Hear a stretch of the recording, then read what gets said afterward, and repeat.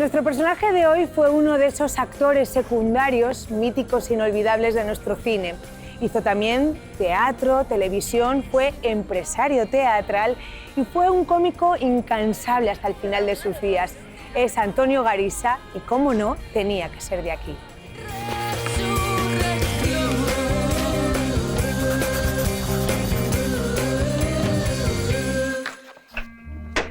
¡Oiga, vigilante! ¡Vigilante! ¿Pero cuándo va a empezar esto? ¿Tiene mucha prisa? Natural, a ver si es que me van a tener aquí toda la vida.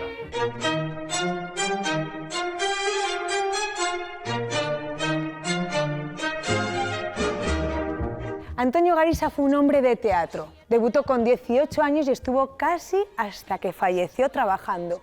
Y lo hizo muchas veces aquí, en este Teatro Alcázar, que justo este año cumple 100 años.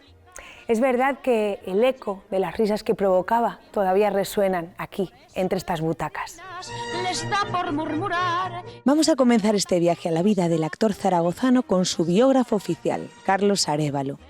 Publicó en 2019 Antonio Garisa, un cómico incansable, y es una de las personas que mejor le conoce y, por supuesto, que más le admira. Al verlas en ese plan, la que quiera coger peces, que se acuerde del refrán. Yo pensaba hace un rato si les decimos a los espectadores, ¿no? Antonio Garisa, ¿cuántos de ellos tendrían que buscar una foto de él y cuántos lo tendrían en la retina, ¿no? Pues sí, porque era un actor que en su generación fue muy popular, pero luego, por desgracia, ha pasado el tiempo y bueno, creo que nuevas generaciones a lo mejor no lo conocen tanto. A mí me gusta mucho una cosa que dices en tu libro, que dices era un segundo de primera, ¿no? O algo así, sí, dices, sí, ¿no? Porque fíjate, en el teatro él había sido una primera figura, pero en el cine no ocurrió lo mismo. Entonces era de esa generación que trabajaba haciendo pequeños papeles, pequeñas intervenciones, pero que eran fundamentales a la hora de recordar esa película, ¿no? Exactamente, esos secundarios que en el fondo dan la vida a la película y que en Claro. su caso, además, por cómo era físicamente, yo creo que se comía la pantalla también. Tenía un físico muy imponente, ¿no? Ese ojo saltón, ¿no? Sí, además una voz tan inimitable, esa voz rota, ronca. De momento, señor alcalde, salga y vuelva a entrar, pero pidiendo permiso. Yo le digo que en el pueblo manda usted, pero en la iglesia mando yo. Mientras no disponga otra cosa el obispo. ¿Vamos, señor alcalde? ¡Vamos! Desde 1951, año de su debut en la gran pantalla, Antonio Garisa se convirtió en uno de los rostros más populares del cine español. Fue uno de esos secundarios de lujo que robaban las escenas a los protagonistas. Rodó con directores como Juan Antonio Bardem, Luis García Berlanga o Mariano Ozores, y con estrellas tan diversas como Fernando Fernán Gómez, Sara Montiel o el mismísimo Manolo Escobar. A lo largo de su carrera hizo la friolera de 70 películas. Yo acababa de llegar, para mí todavía era increíble estar trabajando con él a esta distancia. Yo que a tu edad me comía el mundo y ahora nacéis todos cansados. Vivir esas dos generaciones trabajando juntas era brutal, porque eran dos métodos muy distintos de trabajo, pero que juntos creaban una magia especial. Era muy bueno manejando el texto, diciendo el texto. Era muy bueno. Era gente que no tenía escuela, pero tenía un oficio del copón. Los anteriores a Antonio yo creo que sí fueron actores que eran más amanerados, que eran más forzados al decir las cosas, que no se te sonaba. Pero como Antonio era tan natural, ¿sabes?, para decir las cosas, que esa cosa aragonesa que tenía además, que le salía Aragón por todos los lados. ¿Da usted su permiso o no? Pase, pase usted, don Pedro. Hace calor, ¿verdad? ¿Y usted, un vasico de agua, No. ¿Y usted, don Raimundo? No. ¿Y no? ¿Y un pastelico, don Pedro? ¿Quiere usted un pastelico? No. Ah, don Raimundo, usted que tiene caricada minero. Hemos venido a hablar en serio. Pero, hombre, ¿se puede hablar en serio y comer también un pastelico? A la gente le quería muchísimo. Yo pensaba, no ha hecho más que subir el telón, no ha dicho nada, pero la gente ya se está riendo. todos los jovencitos llegábamos como, no, bueno, yo soy aquí el nuevo James Dean, ¿no? Y sufro y tal, y moqueo y lloro. Entonces tú llegabas con toda tu emoción y toda tu movida, y luego llegaba uno de estos, te soltaba la frase bien dicha y se les caía el teatro. Que era un peligro, tenía un peligro grande. Es que él improvisaba y a ver cómo le seguías. Era una manera que tenía de repente de probarte, de ver cómo funcionabas, ¿no? En la escenografía había una especie de reja, entramado, y por ahí estaba subiendo un gatillo, un gato. Entonces, claro, nosotros como estábamos de espaldas no veíamos nada, solamente veíamos que el público estaba riéndose. Y de repente alguien dijo, que hay un gatito. Entonces Garisa se volvió, se levantó, cogió al gatito, lo acarició, lo incorporó. Eso es una maravilla, eso es profesional. Hacía muchas bromas en escena, pero siempre si él veía que tú te ibas a perder, te encarrilaba, ¿sabes? O sea, como que para que no te perdieras ni en el texto ni en nada del personaje. Ay, sí, era muy morcillero. Sí, Antonio era morcillero. En general era una generación morcillera. Y un día yo, desde mi poca edad, fui toda digna y le dije, Antonio, por favor, no me hagas reír. Y él, que tenía mucha sorna, la sorna aragonesa, era muy baturro, era muy aragonés de pro. Pues se me quedó mirando y dijo, vale. Me seguía haciendo reír. Tenía una cosa buena, que te decía al chaval, no te preocupes. Vamos a funcionar muy bien. No, tranquilo. Bueno, bien. Antonio Garisa Colás vino al mundo un 13 de junio de 1916 en Zaragoza, más concretamente en la céntrica plaza de San Miguel, número 19, domicilio de sus abuelos maternos. Su padre Manuel era ferroviario y su madre Trinidad ama de casa. A los 12 años, Antonio se quedó huérfano de padre, y su tía Pilar se fue a vivir con su madre para ayudarle a cuidarlo.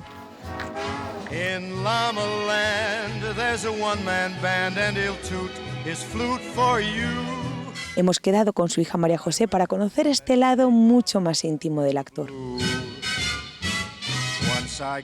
Tu padre fue un hombre de muchísimo éxito en el teatro, en el cine, en la televisión. ¿Tú cuando eras pequeña lo sabías, lo notabas que tenía este éxito tu padre? No pensé que era famoso, pensé que era muy popular. Yo estaba encantada, iba con él por la calle y entonces la gente le decía, Garisa, ¿qué tal? ¿Cómo estás? Y entonces yo sabía que era muy popular. Señor Berroguey, hasta con pañuelo me conocen. ¿Qué pasa? ¿Y te traía al teatro de vez en cuando? Sí, bueno, es que cuando yo era pequeña él no estaba en este teatro, él estaba en la Latina.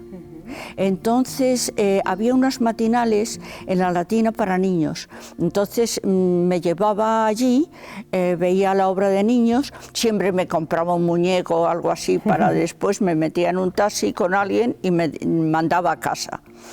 Y aquí sí, aquí he venido muchísimo, claro, aquí he venido muchísimo entre cajas.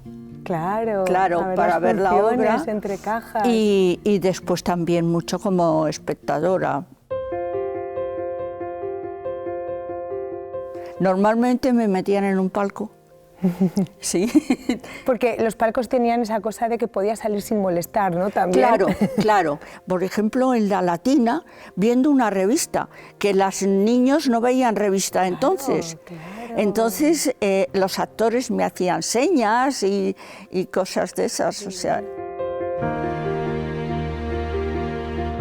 Mi padre se quedó huérfano a los 12 años, entonces vivió con su madre y con su tía toda la vida porque ellas, para poder sacarle adelante, hicieron un colegio.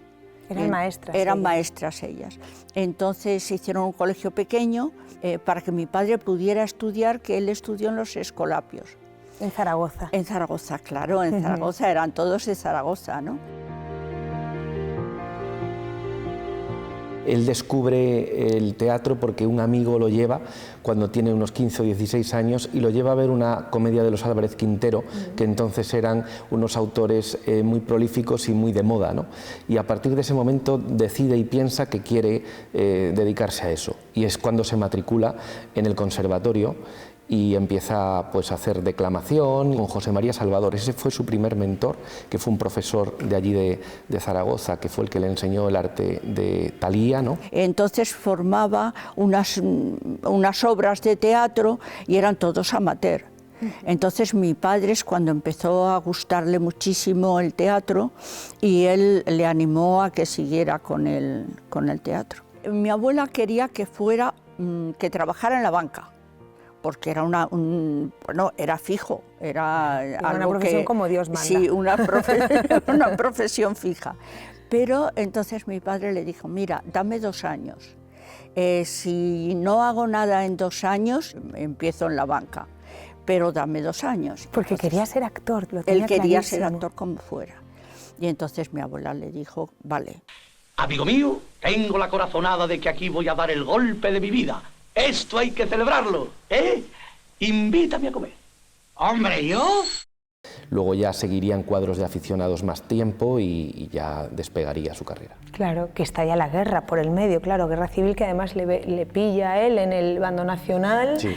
Al ser huérfano, ¿no? Creo que tiene como el privilegio de estar lejos del frente, pero él toma otra decisión en su vida. Él decide estar en el frente con sus compañeros y con sus amigos y entonces se enrola en lo que era el Teatro Ambulante de Campaña, el TAC, que esto era una iniciativa que surge en el ejército en la zona de Aragón para llevar a las trincheras, prácticamente a la línea de fuego, llevar pues el teatro, el circo y las variedades, para tratar de paliar un poco el horror de la guerra y tratar de hacer más ameno y más llevadero aquellos momentos terribles, ¿no? Y él vivía en Zaragoza y cuando termina la guerra, inmediatamente después debuta en el teatro con la compañía de un gran actor y empresario que era Casimiro Hortas, y entonces pues empieza a hacer de todo, principalmente comedias.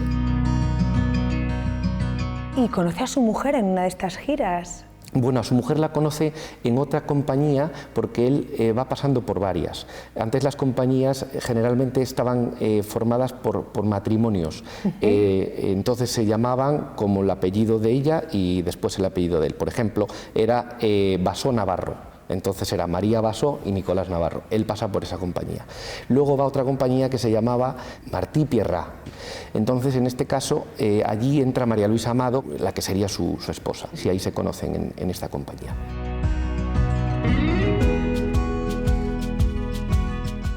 Claro, hay mucha diferencia de esos años 40 después de la guerra, ¿no? De cómo vivían esos actores, que realmente era supervivencia también. Yo no estoy justo en la guerra, pero estoy unos años todavía después de la guerra que todavía estaban dando coletazos. Me acuerdo cuando yo era pequeñita que teníamos una mesa camilla y que lo que hacíamos era, las lentejas las elegíamos. Yo me parecía que era divertidísimo, pero era para quitar los gusanitos, las lentejas que tuvieran gusanos.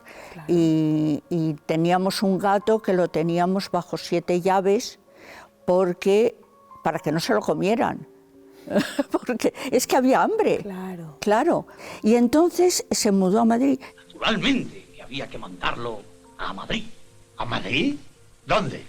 Enseguida empezó pues, a hacer de lo que fuera, porque uno entonces hacía de lo que fuera, hacía de cartero, de pirata, y después empezó a ser galán cómico y tardó en ser primer actor, claro. Tantas cosas quisiera yo. Y ya ve.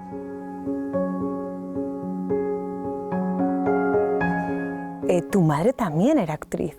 Ella estaba en Madrid durante la guerra y entonces empezó a ser actriz porque era íntima amiga de la nieta del maestro Chapí, del de las zarzuelas. Claro. Entonces ella, la nieta del maestro Chapí, estaba metida en grupos de teatro y metió a mi madre y era muy bueno porque durante la guerra le daban comida. Claro. Hacían de época y de todo eso y entonces trabajaban los dos.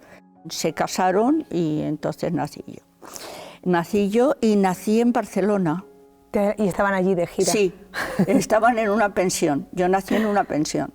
Mi padre se fue a inscribirme y no se acordaba de la calle, porque como como era una pensión, no se acordaba de la calle. El de allí, el del registro, el señor del registro, le dijo, bueno, ponemos cualquiera, ¿qué más le da? Si total no es su casa. Claro.